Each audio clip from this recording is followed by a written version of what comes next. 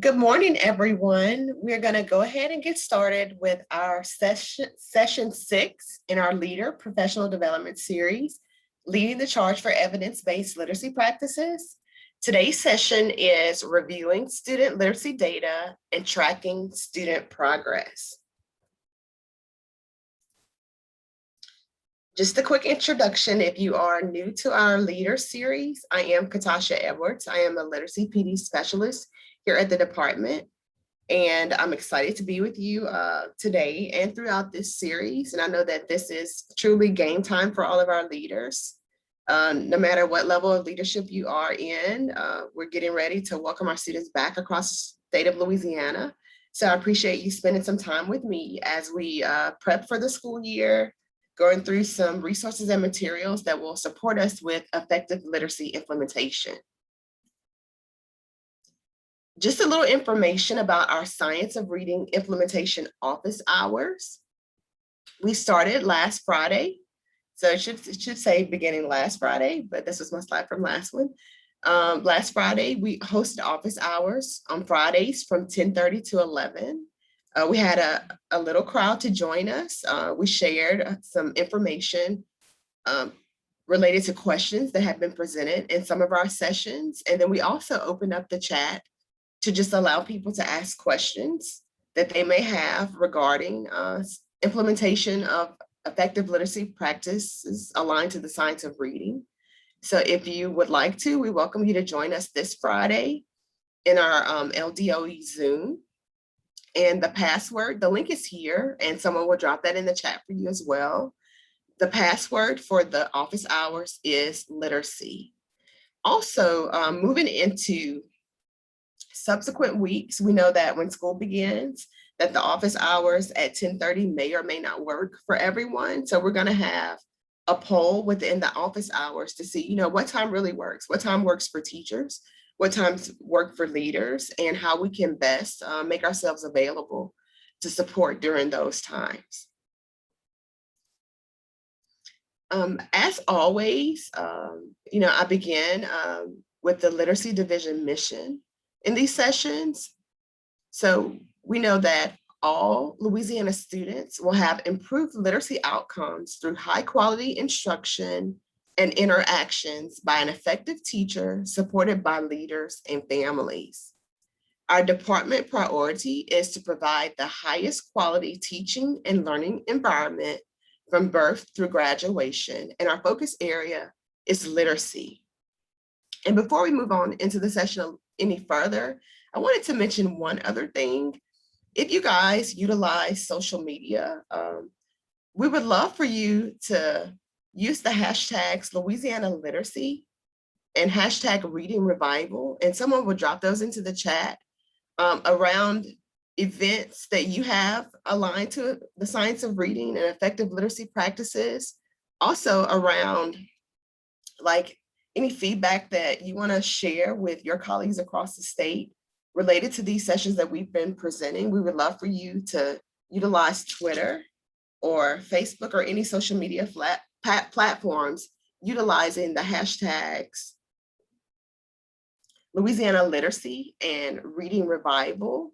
And just for example, this past weekend on social media, I was able to see where a colleague, one of my former colleagues, hosted a science of reading training for her new teachers in her school. And she was shouting out the Louisiana pillars and making sure that her professional development was aligned to the science of reading. So in my comments, I was able to, shout her out and use the hashtag Louisiana Literacy and Reading Revival. So be sure to utilize those on social media. So a quick recap from our previous session, it was really aligned to utilizing the local literacy plan template to create literacy vision and goals. And I had a few questions on our feedback form about where to access that template. So the Louisiana local literacy plan template, along with our other resources, can be found within our literacy library. So now we're going to jump into like the focus of today and what today's session will focus on. We're going to focus on using student literacy data to drive instruction. We're going to look at effective data processes to support data management and tracking, including collection, analysis, goal setting, the alignment of instructional practices, creating student mastery criteria, and determining what adult behaviors should look like with supporting this, and the importance of progress monitoring and checking in. So if last week's session and the previous week's sessions were on goal setting, then our literacy data collection and analysis is the tool that we're going to utilize to see if students are mastering or making those goals that we set. So here are a few keys to data-driven instruction. They are assessment, analysis, action planning, and systems. The assessment defines the roadmap for rigor. This is the how that students will master the standards, because the standards are a set of what we know students should know and be able to do. Our assessment defines the how. We're going to be able to measure that. And then the analysis determines where students are struggling. And based on the analysis, we know that we should create actions or action plans that cause the implementation of new teaching plans in response to that analysis. And we definitely have to have the creation of systems and procedures to ensure continual data-driven improvement. So two resources that I really utilized in this presentation and a lot in my journey as a school building level leader are Leverage Leadership by Paul Van and Driven by Data. These are two resources that I pulled off of my shelf at home when thinking of in terms of data-driven decision-making and instruction and how to support it within our literacy processes and literacy classrooms. So those are two really tried and true reads and very good investments in your leadership library. So we're going to talk about assessment. And I know that we mentioned assessment during our PLC or learning community sessions, but let's think about assessment in terms of literacy skill acquisition and how assessments support that. Our assessments, and these are truly our keys to data collection. Our assessments are keys to data collection.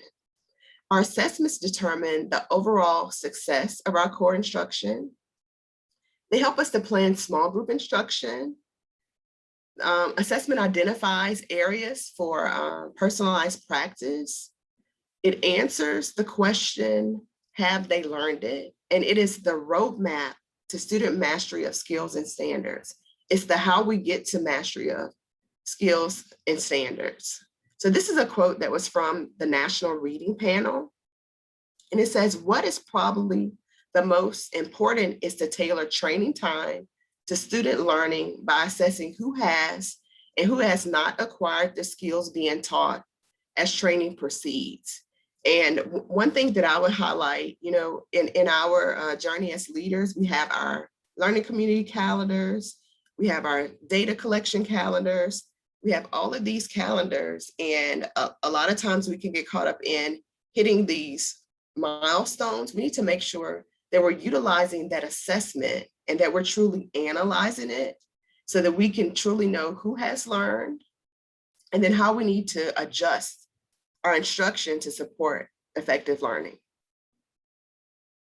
Here are some purposes of assessments or those data collection keys or tools. We use screeners, and we know that our screeners determine if students are meeting or exceeding expectations, and they identify which students are at risk. We know that in K through 2, we have our early literacy screeners that are required by all school systems. And We have diagnostics. These are in-depth analysis about student skills or needs. A lot of our curriculum resources have diagnostic assessments that go along with those curriculum or curricula. We also know that our Leap 360 data are diagnostics that can be used to assess where students are and give an in-depth analysis. And then there's progress monitoring. It determines if students are making adequate progress. And then the last purpose or assessment that we're going to look at today is our mastery monitoring. And these are our assessments that determine mastery of specific skills taught. They're usually tied to your curriculum or a scope of sequence, and they should always reflect the mastery of the standards. So in terms of data collection tools, we want to make sure that we're utilizing these very different types of assessments in the data collection process. So let's talk a little bit about analysis, because what are these tools that we're collecting without analysis? So in terms of effective data analysis, it should inform teachers of their success with following the path or that roadmap that we talked about with assessment to student standard and skills mastery. Effective data analysis should always prioritize time for reviewing data, making decisions, and implementing next steps. It should be organized in a clear, concise format that at a minimum reflects class performance at the question level, the skill or standard level, the student level, and a global or whole class level. And if possible, it should be organized, in a one page at a glance where you have, and I'm sure that many of you guys have your item analysis, and we'll look at one that I adapted from Leverage Leadership in a minute, but you should be able to look at your data at a glance to be able to inform your decision making. Now, this is a big one. Effective data analysis requires modeling and professional development. As leaders, we can't set our PLC calendar and tell teachers to bring their data and analyze it before they come and expect them to be able to do what we need them to do. We have to have opportunities to model and provide professional development for our teachers and our instructional support team on what these processes look like. So if you're still fine-tuning your back to school professional development calendar, be sure that you have some time devoted to data analysis and processes and your expectations. Also, effective data analysis moves beyond what students got wrong to answer why they got it wrong. I know that when you look at those data analysis templates at a glance and you look at your percent proficient, sometimes it's easy to look at your percent proficient and move on. We want to always dig a little bit deeper, and we want to dig deeper into why students got items wrong and what can we do to change our practices to support students with mastering that skill or content. And this last one is a big one. Our effective data analysis should always utilize a timely review process. Teachers are busy and leaders are busy, and we're looking at so many types of data all the time. But the worst thing we can do is bring some really stale data to our learning communities and data that's not going to inform practice. So we want to make sure that in a timely manner, we bring that data back to our learning communities and that we analyze it, and then we're able to make an action. So here, we talked about the organization. This is just a sample data report that I pulled from Leverage Leadership. And like I said, I'm sure that you have already your item analysis processes in place. But just for the sake of today, we can see here that this template is organized by individual questions It has a place for the standards and skills, and then it looks at individual student proficiency, overall proficiency, and a place to really highlight those questions that maybe only a few students missed, or maybe a lot of students had misconceptions about, and your percentage correct. So we want to make sure that you have a form or a format that supports your data analysis and tracking. So here are some tips for going deep with effective data analysis. Once you compile your data and you're in your learning community, you should make a solid hypothesis. You're going to look at specific questions, you're going to look at the skills and standards, and you're going to make a hypothesis about why students may have performed in the manner that they performed. And once you've made that hypothesis, you're going to test that hypothesis. You're going to look at student work and assessments and see if those errors match your hypothesis of why students are struggling or why they may have struggled with a particular item, skill, or concept. You're going to make explicit action steps. What do you have to teach to overcome any misconceptions that students may have had? And then how are you going to progress monitor or check for understanding within that action plan steps? And then you're going to repeat the same process for your struggling readers or your struggling learners. You're going to identify skills that maybe only the whole group may have had a challenge with.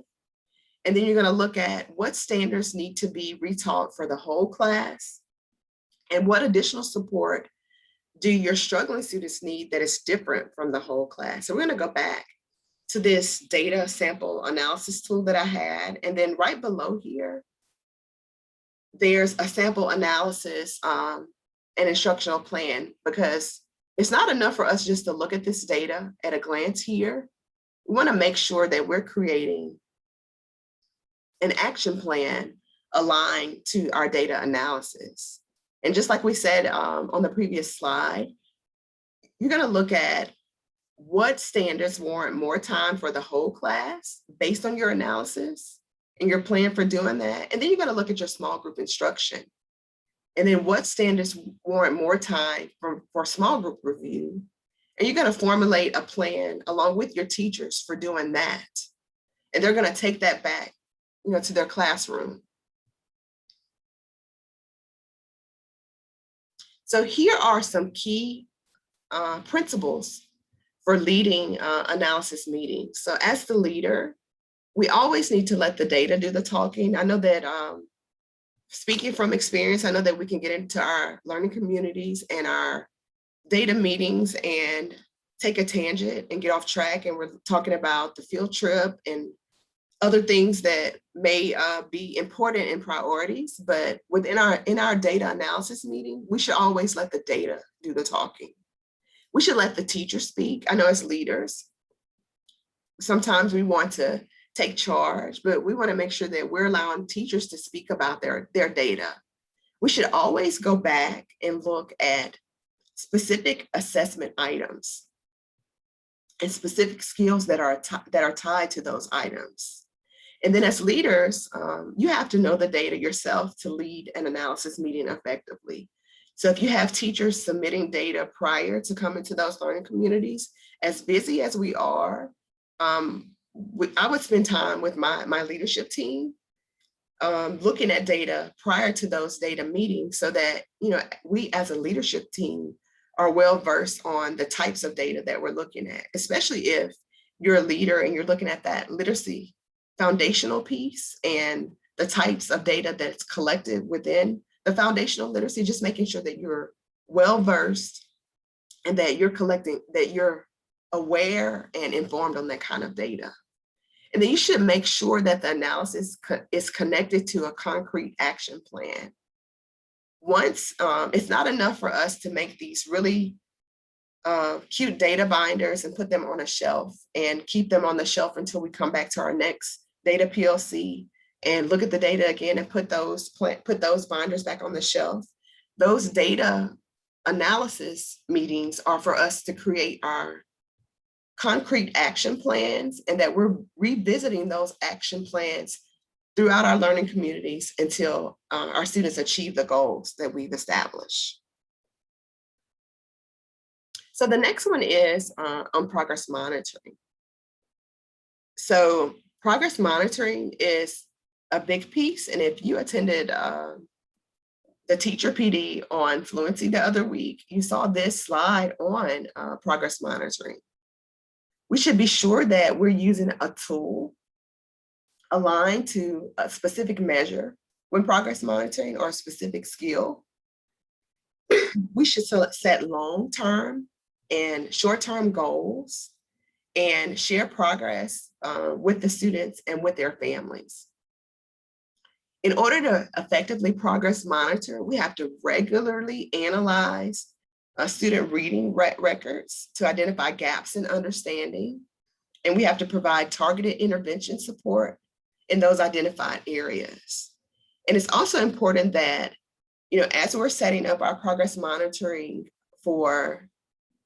based on the universal screener, that we analyze those universal screening results, that's not another piece that we just check a box and that we completed it and submitted it to the state, but that we're taking time to analyze those results to determine whether our students are at risk for having any reading difficulties. So the next thing are the action plans. And we kind of looked at the action plan template that I adapted from Driven by Data and Leverage Leadership. But let's talk about the adult behaviors and actions that are based on data analysis. So creating an action plan, we should plan those lessons collaboratively to develop new strategies based on our data analysis. We're going to implement explicit teacher actions in whole group, small group, and interventions.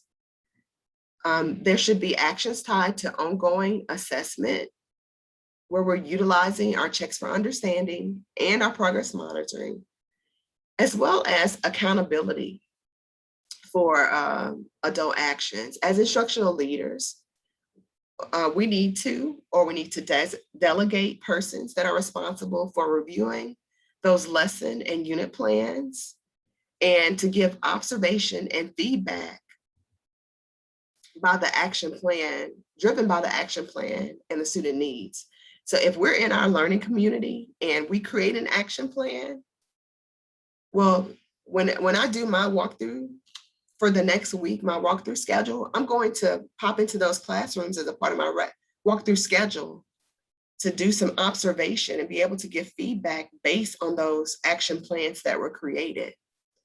And then just thinking in terms of our adult actions based on students, we should make sure that we have engaged students, because engaged students know the end goal, they know how they did, and then they know what we're doing to improve. So all of that is tied to our goal setting, our progress monitoring, and working towards achieving student goals. So every week, we've kind of looked at a Science of Reading Spotlight. So today's Science of Reading Spotlight is going to be really connecting our data connection and analysis to the foundations of reading implementation. So in terms of literacy assessment and alignment to the science of reading, we want to be sure that, just like you looked at those strands on Scarborough's reading rope, that we have alignment of our assessments that are aligned to phonemic awareness, to phonics, to fluency, to vocabulary, and to comprehension. And I know that many of your Tier 1 curriculums, they have assessments that are embedded within your curriculum, and they have alignments that are there and available for remediation. If you utilize CKLA, they have the remediation guide to support you. But if your curriculum does not have those embedded assessments, as a leader, we want to make sure that we're looking at literacy data that is aligned to those critical skills.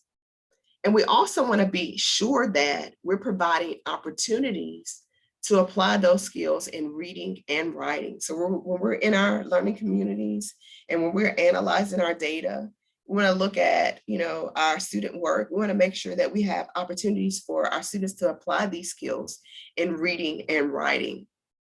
And then we want to monitor student progress often to facilitate learning rather than coverage of content. And I think I spoke on that just a few minutes ago. We want to be sure that we're not, I know we have our pacing calendars, our pacing guides, and that we want to stay on pace. So student progress is not going to be monitored if we're on pace. We want to make sure or that we covered the content, because sometimes within covering that content, we know that there's some reteaching and remediation that has to occur. So we want to be sure that we're constantly keeping our pulse, our fingers on monitoring student progress. So in terms of collection of literacy data, we want to make sure that we're aligning it to these critical skills. If you attended the teacher session on fluency, here is an example of a fluency tracker that Sarah shared with the teachers that attended that section, where the students here, it's a progress monitoring template, where you see the students' baseline data, their accuracy, they're looking at their words correct. They have an opportunity to set a SMART goal. And then based on that SMART goal, she has a place that they're going to track the long-term goal. And what are their weekly improvements going to be? So here you see where easily this template could be shared with students about their progress towards making their goals. So this is a template that's aligned to tracking progress in fluency. But let's look back at those other areas. You could easily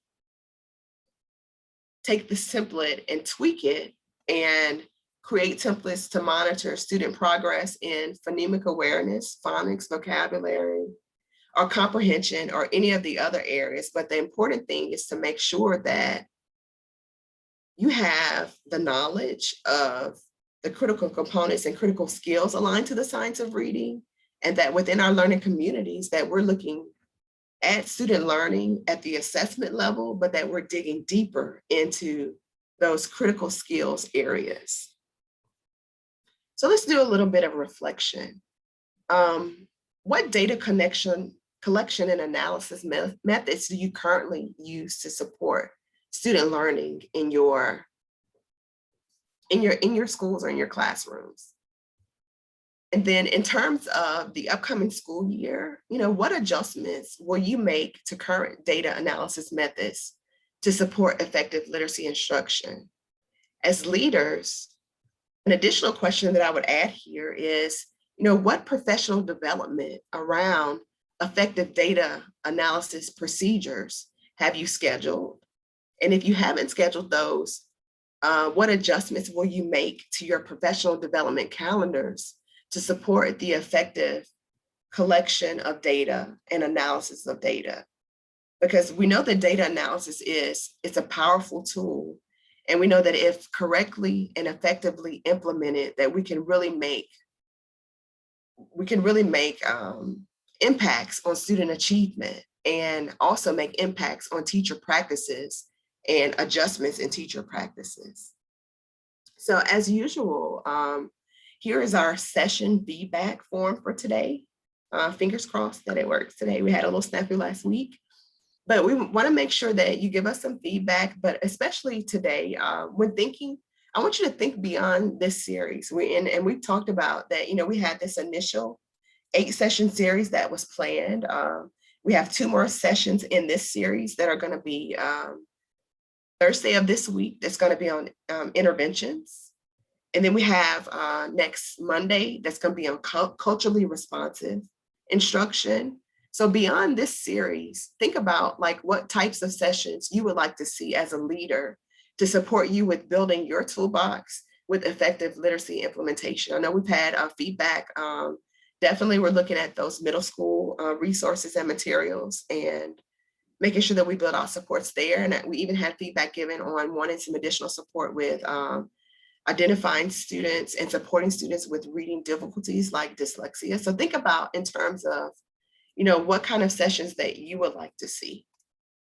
As usual, you can contact me at any time at katasha.edwards@la.gov, or you can email us at louisianaliteracy@la.gov with any questions or suggestions. We want to thank you all for attending today's session. And we're excited about the start of the school year and just really having off to a great start with effective literacy leadership practices.